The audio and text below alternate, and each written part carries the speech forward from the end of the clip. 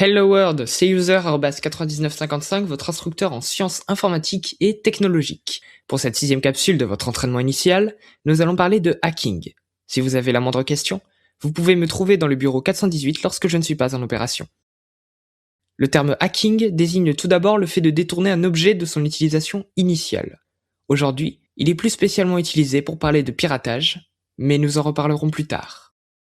Le terme hacking est utilisé au milieu des années 1950 par les membres du Tech Model Railroad Club du MIT. Ils utilisent alors ce terme pour désigner toute la bidouille qu'ils font, puisque leurs équipements ne sont souvent pas tout à fait adaptés à leurs problèmes précis. Ils doivent donc en comprendre le fonctionnement et les détourner. Cette partie du hacking est appelée reverse engineering. Elle consiste à comprendre le fonctionnement d'un objet à partir du produit fini. C'est ce que font souvent les entreprises lorsque leurs concurrentes sortent des produits révolutionnaires.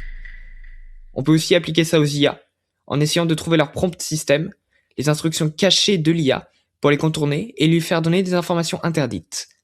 Les applications du reverse engineering sont très variées, quand certains veulent faire tourner Doom sur n'importe quel support, alors que d'autres veulent savoir sur quelles données a été entraîné ChatGPT. ChatGPT, je ne sais pas, mais moi j'ai aspiré Wikipédia. Mais bon, quand on parle de hacking aujourd'hui, on parle surtout d'exploitation de vulnérabilités, de piratage et autres joyeusetés dans ce genre. Dès les années 80, les ordinateurs personnels se démocratisent. I've got a computer. Et la mode du piratage se lance. Elle s'intensifie dans les années 2000 avec des films comme Matrix qui contribuent à l'image du geek à capuche capable de faire sauter les pare-feux de la NASA. C'est aussi à cette époque qu'apparaît Anonymous, le plus célèbre groupe d'activistes. Des activistes ? C'est des hackers qui se battent pour une cause. C'est ça. Aujourd'hui, les hackers ont tout un arsenal pour pirater des entreprises ou des États. Ils jouent un rôle politique très important, tant bien que mal. Pas mal d'entreprises engagent même des hackers éthiques pour tester les sécurités de leurs infrastructures. On parle donc de white hat, les hackers gentils. Par opposition aux black hat, il existe aussi des grey hat, des hackers éthiques mais à qui personne n'a demandé de hacker. Protéger du gaz. Personne pour faire ça. On sait également que certaines entreprises ont des employés dont le taf est de faire péter les serveurs en permanence pour voir s'ils tiennent et si les autres arrivent à prendre le relais. C'est pour ça que Netflix par exemple a si peu de problèmes. Ils sont préparés à des pannes de serveurs. Mais bon, aujourd'hui la sécurité des infrastructures informatiques a bien évolué.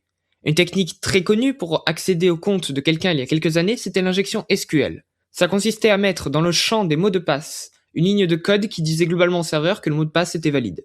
Maintenant, cette faille ne marche plus que sur 2-3 sites des bas-fonds d'internet codés à la main et où on trouve généralement que très peu d'infos utiles. Du coup, les hackers vont préférer utiliser les humains. Beaucoup plus simple à entourlouper que nous. Mais t'as vu que tu t'es assez humanisé pour te faire avoir, mais oui. Pour récupérer le mot de passe de quelqu'un, on peut par exemple faire des recherches sur lui et créer une fausse page de connexion où il utiliserait son mot de passe. Et pour le faire aller sur cette page, on lui envoie un mail personnalisé. Mais dis-moi, Jamy, comment on fait pour savoir assez de trucs sur la personne pour faire ça ? On utilise l'OSINT, l'Open Source Intelligence. C'est le fait d'utiliser des sources publiques pour avoir ou déduire des infos auxquelles on pourrait penser qu'il est beaucoup plus dur d'accéder. T'es sûr que le français est ta langue maternelle ? Je suis persuadé que cette phrase est juste. En même temps, vu comment tu parles anglais. Processus Bob.exe terminé. Merci. Bref, l'OSINT, c'est très pratique. Vous trouverez plein de gens sur les réseaux qui partent d'une photo random et trouvent son emplacement précis à partir de données sur la position du soleil, 3 pixels dans le reflet d'une vitre. Un exemple très drôle d'OSINT, c'est l'indice pizza du Pentagone. À chaque fois qu'une opération américaine est en préparation, des gens restent jusqu'à très tard au Pentagone pour peaufiner les derniers détails. Ils commandent pour le dîner des pizzas dans les pizzerias environnantes. Et ça se traduit par une hausse de fréquentation des pizzerias à proximité sur Google Maps. Pour conclure, le hacking, c'est un monde à part entière, où certains tentent de se faire du blé, quand d'autres veulent faire tourner Doom sur une calculatrice. Et même si le mot lui-même peut faire peur, je vous encourage à hacker dans votre propre environnement sans nuire aux autres.